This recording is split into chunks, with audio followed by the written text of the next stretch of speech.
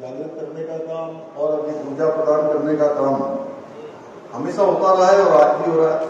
स्वामी गोस्वामी तुलसीदास जी ने लिखा है, संत समागम हरि कथा तुलसी दुर्लभ होए, यानी कि उनके शब्द सदियों बाद भी उतने ही सार्थक है जितने तब थे। आज भी आपका धर्म, वैभव, संपदा ये सब अर्थहीन है यदि आप संतों और गुरुजनों की वाणी को नहीं सुनते और उनके विचारों का अनुसरण नहीं करते। मैं इस कार्यक्रम में उपस्थित प्रत्येक संत को, जिन्होंने, जिनके बारे में अभी चौहान जी बहुत अच्छा बोल रहे थे, प्रत्येक संत को जिन्होंने सनातन संस्कृति के प्रहरी के नाते अपने जीवन को समर्पित किया है, लगातार इस मार्ग को आगे बढ़ाने का काम किया है, उन सभी को मैं दंडवत प्रणाम करता हूं और आशा करता हूं कि आप सभी इसी प्रकार से राष्ट्र और धर्म की रक्षा के लिए हम सबका मार्गदर्शन करते रहेंगे। आचार्य महामंडलेश्वर पूज्य अवधेशानंद जी का जो व्यक्तित्व है वो उसमें एक चुंबकीय शक्ति है और जो भी आपसे एक बार मिल लेता है तो हमेशा के लिए वो आपके साथ जुड़ जाता है, संपूर्ण जीवन भर के। और मैं समझता हूं कि अभी चौहान जी कह रहे थे, बार बार चौहान जी को इसलिए उद्धृत कर रहा हूं कि मेरे मन में भी वही विचार आ रहे थे, तो चौहान जी के मन में आ रहे थे और मैं चौहान जी को और सुनना चाहता था। लेकिन आज चूंकि उत्तराखंड का मैं मुख्य सेवक हूँ और आज अटल बिहारी वाजपेयी जी का जन्म दिवस है और उनके प्रधानमंत्री रहते हुए उत्तराखंड राज्य की स्थापना हुई थी, इसलिए अनेकों ने कार्यक्रम पहले से भी निर्धारित हैं, उन सभी में भी प्रतिभाग करना है। इसलिए चूंकि मैं पूज्य आचार्य जी से मैंने पहले ही कहा था, अन्यथा अच्छा होता कि हम लोग उनका जो उद्बोधन है वो सुनते रहिए जितनी देर। चौहान जी आपको तो सब सनातनी लोग हैं, सब राम भक्त भी है, सब राष्ट्र भक्त भी है, आप जितनी देर बोलेंगे उतनी देर लोगों को अच्छा लगेगा। तो आपको पूज्य स्वामी जी को, आचार्य जी को 1998 में जूना अखाड़ा का महामंडलेश्वर बनाया गया था। तब से अब तक लगभग आपने 10 लाख नागा साधुओं को दीक्षा दी है। आपने हमेशा मूल्यों और विचारों को आकार देने का कार्य किया है, जो निश्चित रूप से युगों युगों तक मानवता के पाथेय के लिए कार्य करेगा। मुझे पूरा विश्वास है आज का ये दिव्य आध्यात्मिक महोत्सव जो लगातार पिछले 2-3 दिनों से लगातार यहाँ पर बहुत देश भर के लोगों का आना जाना है, बड़े बड़े हमारे कुछ संतगण भी आ रहे हैं, सामाजिक क्षेत्र के लोग भी आ रहे हैं, राजनीतिक क्षेत्र के लोग भी आ रहे हैं। निश्चित रूप से एक आध्यात्मिक जागरण का काम भी इस समारोह ने किया है और हमारी नई पीढ़ी का ये आध्यात्मिक जागरण का एक बहुत बड़ा मार्ग, ये आपका ये जो आध्यात्मिक महोत्सव है, ये आध्यात्मिक समारोह है, ये नई पीढ़ी को प्रदत्त होगा। आज इस समारोह में हजारों वर्षों की हमारी महान और समृद्ध संत परंपरा के साक्षात दर्शन एक साथ हो गए।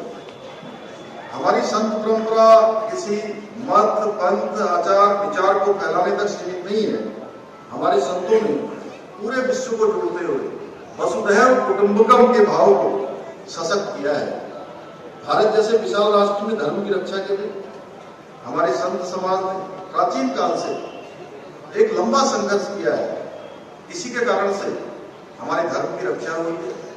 अभी श्रद्धेय दिनेश जी बोल रहे थे, आज हम सब देख रहे हैं संतों का ही प्रताप है, उनका भी बहुत बड़ा मार्गदर्शन है। और मैं कहूँ कि सबसे महत्वपूर्ण आज जो भव्य और दिव्य भगवान राम का मंदिर बन रहा है, उसमें भी हमारे संत समाज ने कैसी भूमिका निभाई थी, हम सबसे छुपा हुआ नहीं है। हम सब जानते हैं संत समाज का एकमात्र उद्देश्य प्राचीन संस्कृति और सभ्यता को बचाए रखना और भारत को विश्व गुरु के पद पर फिर से आरूढ़ करना है।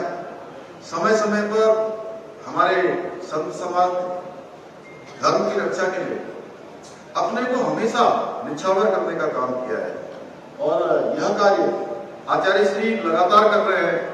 उनका मानना है कि संतों ने हमेशा समाज का मार्गदर्शन किया है और समाज के उत्थान के लिए हिंदू संस्कृति की रक्षा अत्यंत आवश्यक है। और आचार्य श्री को मैंने देखा है कि कोरोना महामारी हो, उसके समय में आगे आकर लोगों की सेवा करने का काम हो, या मैं जिस क्षेत्र से, सीमांत क्षेत्र से, चंपावत से, जहां से मैं विधायक हूं, वहां पर आचार्य श्री के द्वारा गरीब बच्चों के लिए, समाज के अंतिम छोर में खड़े हुए लोगों को विद्यालय संचालित करने का काम हो, निश्चित रूप से एक ऐसे काम है जो समाज को लगातार पाथेय देने का काम करते हैं। हम सनातन धर्म के अनुयायी हैं। हमारा धर्म किसी विशेष व्यक्ति द्वारा स्थापित धर्म नहीं है, बल्कि यह प्राचीन काल से चले आ रहे विभिन्न मत मतांतरों, आस्थाओं, विश्वास आदि का एक समुच्चय है। सनातन धर्म जिन तथ्यों और सिद्धांतों पर आधारित है वो मानव निर्मित नहीं है, वे इस सृष्टि में स्वमेव अस्तित्व में आए हैं। यह सृष्टि का स्वाभाविक धर्म है, इसलिए सनातन है, जो पहले भी था, अब भी है और हमेशा रहने वाला है। यही सनातन है। संन्यास परंपरा में आचार्य जी का दायित्व बहुत बड़ा है। आचार्य जी का कार्य है धर्म का अनुपालन करना, धर्म की रक्षा करना। इस कार्य को आचार्य श्री ने पूरी निष्ठा के साथ किया है, पूरे समर्पण के साथ किया है, और केवल देश के अंदर ही नहीं, विदेशों में भी लोगों को धर्म के मार्ग पर चलने का, अपने मार्ग दिखाने का काम किया। दुनिया के अंदर, भारत के अंदर तो अलग जगह ही है, दुनिया के अंदर अलग जगाने का काम किया गया है। गीता में कहा गया है, न ही ज्ञानेन सदृशम पवित्रम यह विद्यते, अर्थात ज्ञान से पवित्र और कुछ भी नहीं है। मैं आशा करता हूं कि आपका ज्ञान, आपकी प्रेरणा हम सबका हमेशा मार्गदर्शन करती रहेगी और हमें राष्ट्र निर्माण के पथ पर अग्रसर करने में आपका पाथेय हमेशा हम सबको प्राप्त होता रहेगा। हम सब जानते हैं हमारे देश के यशस्वी प्रधानमंत्री आदरणीय मोदी जी के नेतृत्व में आज अभूतपूर्व रूप से भारत का सांस्कृतिक जागरण हो रहा है, सांस्कृतिक उत्थान हो रहा है और सनातन संस्कृति का परचम पूरे विश्व में लहरा रहा है। उसमें मैं बहुत विस्तार से नहीं जाऊंगा, क्योंकि हम सभी जानते हैं, चाहे आज हम भगवान राम लला विराजमान हो रहे हैं, अयोध्या में भगवान राम का भव्य और दिव्य मंदिर बन रहा है, या दिव्य काशी और भव्य काशी हमारे सामने आया है, उज्जैन का महाकाल हो, या देवभूमि उत्तराखंड में केदारनाथ जी का पुनर्निर्माण हो, बद्रीनाथ जी का नया मास्टर प्लान बनना हो, या हेमकुंड साहब जाने के लिए रोपवे का शिलान्यास हो, केदारनाथ जी के लिए रोपवे का शिलान्यास हो, 4 धाम पल रोडे हो।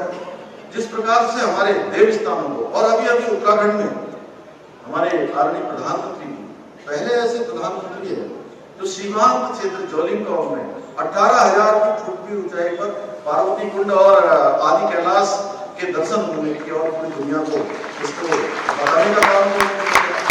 जहां उत्तराखंड में केदारखंड हमारा तेजी से विकास की ओर बढ़ा है, 4 धाम बढ़े हैं, वहीं मानसखंड में भी आज जितने हमारे मंदिर हैं, जितने धार्मिक स्थान हैं, उन सभी का सर्किट बनाने का काम, उन सभी के नवनिर्माण का काम, एक मंदिर माला मिशन के रूप में बनाने का काम हमारे आदरणीय प्रधानमंत्री जी के रूप में, प्रधानमंत्री जी के नेतृत्व में हो रहा है। आज आधुनिकता के संतुलित समावेश के साथ साथ एक ओर जहां संस्कृति का वैभव पुनर्जीवित हो रहा है, वहीं दूसरी ओर भारत पुनः विश्व गुरु के स्थान पर स्थापित हो और समूचे विश्व का मार्गदर्शन के लिए भी तैयार हो रहा है। पूरा विश्व आज कोई भी दुनिया के अंदर घटना होती है तो एक समय था, हम सबको याद होगा कि बड़े बड़े मंचों पर भारत की तरफ से भारत के हितों की बात भी नहीं हो पाती थी। कोई भारत की बात को गंभीरता से नहीं लेता था, लेकिन अब कालखंड बदल गया।